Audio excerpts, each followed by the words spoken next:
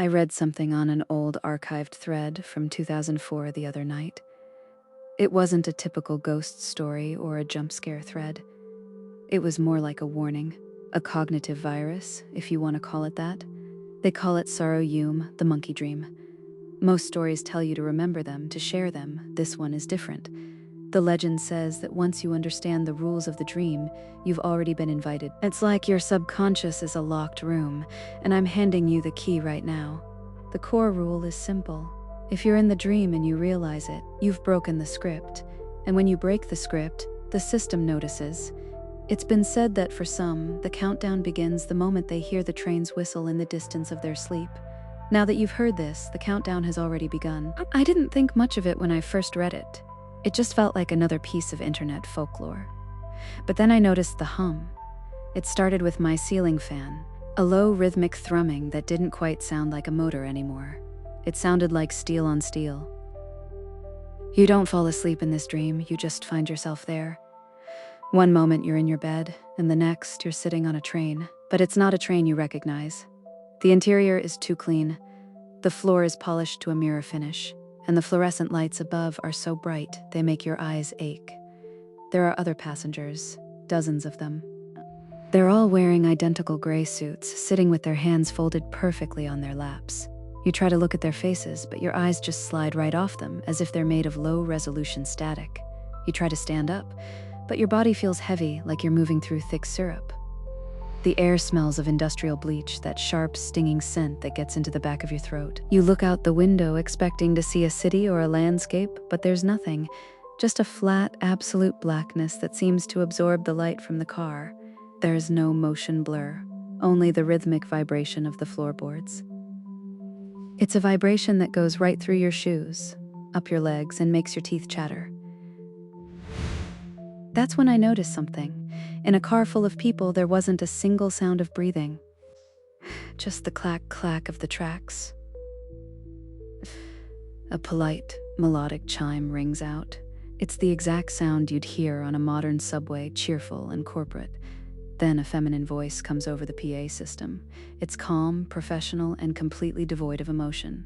Next station, it says bone extraction. The train slows down with a violent hiss of air.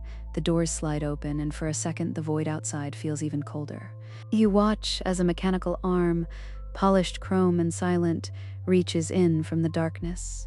It doesn't grab a passenger, it hooks them. It drags one of the static-faced men out into the dark. He doesn't struggle.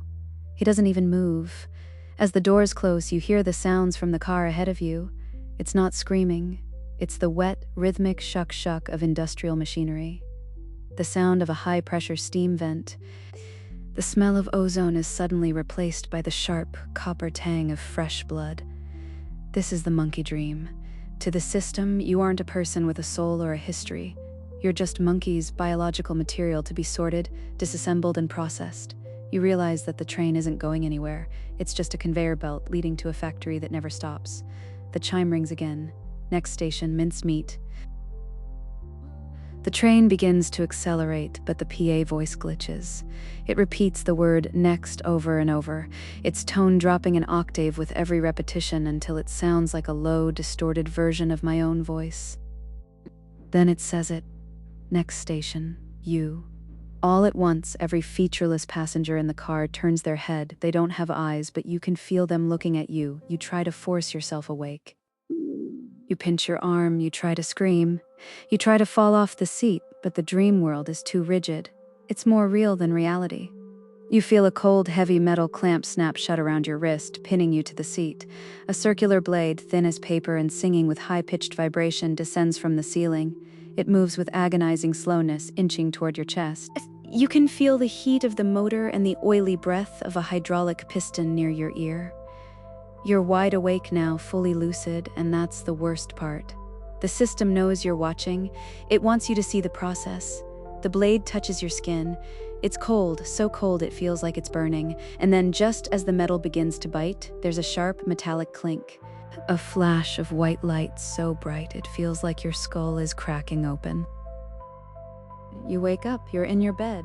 Your heart is hammering against your ribs and your breath comes in ragged gasps. You look around your room. Everything is where it should be.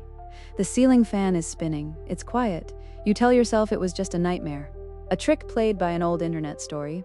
But here's the thing about the train. It never actually stops. It just waits for you to fall back asleep. It's a loop, a closed circuit in the basement of your mind. I've been awake for 36 hours now, because every time I close my eyes, I hear that polite, melodic chime. And if you listen closely right now, past the sound of your own breathing, you might hear it too. A rhythmic thumping in the walls. A vibration in your floorboards that matches the beating of your heart. If you hear it, don't go looking for the source. It's not the plumbing, it's just the next carriage passing through. Sleep well tonight, and please mind the gap.